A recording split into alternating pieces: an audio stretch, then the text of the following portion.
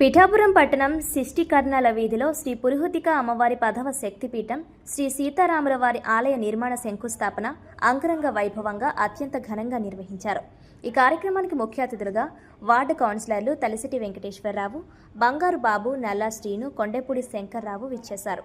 ముందుగా దంపతులిద్దరూ భూమి పూజ చేసి శంకుస్థాపన కార్యక్రమాన్ని నిర్వహించారు. ఈ సందర్భంగా ఆలయ నిర్మాణ కమిటీ వారు శంకర్ మాట్లాడుతూ, ఎన్నో దశాబ్దాలుగా శిష్టికర్ణాల వీధిలో శ్రీ పురుహూతిక అమ్మవారి 10వ శక్తిపీఠం వద్ద శ్రీ సీతారాముల వారి ఆలయ నిర్మాణం కొరకు ప్రయత్నం చేశామని, కానీ ఇప్పుడు ఆ దేవుడి దయతో శంకుస్థాపన కార్యక్రమం నిర్వహించడం జరిగిందన్నారు. త్వరలోనే ఆలయ నిర్మాణం పూర్తి చేస్తామని దాతలు ముందుకొచ్చి సహకరించాలని కోరారు. అనంతరం అన్నదాన కార్యక్రమం నిర్వహించినట్లు తెలిపారు. ఈ కార్యక్రమంలో బి సత్యం, నాగు, మున్సుబాబు, చిన్నారి, శివశంకర్, హాస్పిటల్ అభివృద్ధి committee member Venu Suresh, Nageswararao, K Bojja, A Suryanarayana, Krishnarjun, Sishtikarnala వీధి యువకులు తదితరులు పాల్గొన్నారు.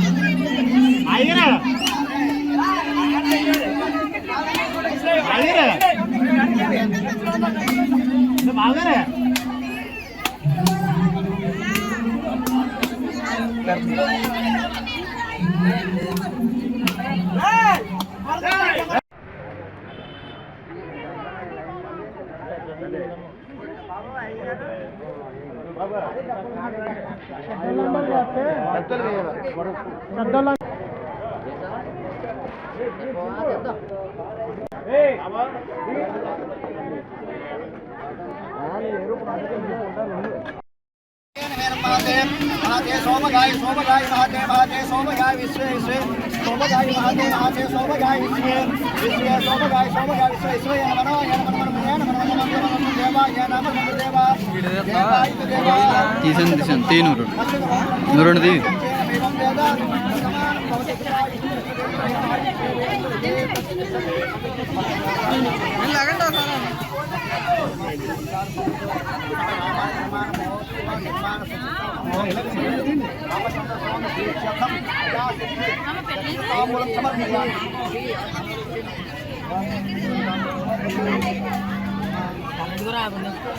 संपूर्ण आरोग्य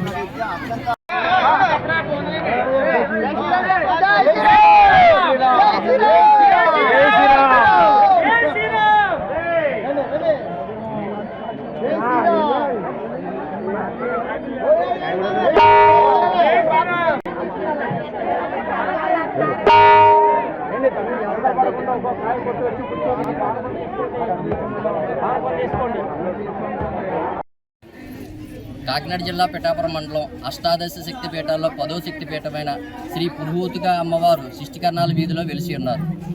పిఠాపురంలో ప్రతి వీధిలో ప్రతి దిక్కున కూడా రామాలయం ఉంది. అలాగే మా శిష్టికర్ణాల వీధిలో కూడా రామాలయం నిర్మిందామని చెప్పేసి మా పెద్దలు గత 40 సంవత్సరాల నుంచి అనుకుంటున్నారు. కాబట్టి ఆ పని కొన్ని అనివార్య కారణాల వల్ల రామాలయం పూర్తి చేయలేకపోతున్నాం. కాబట్టి ఎందుకైతే శ్రీ రాముడు వారు మా యందు ఉండి ఈరోజు రామాలయం శంకుస్థాపన జరిగింది. కాబట్టి శిష్టికర్ణాల కుటుంబ సభ్యులు అందరూ ఈరోజు చాలా ఆనందంగా ఉన్నారు.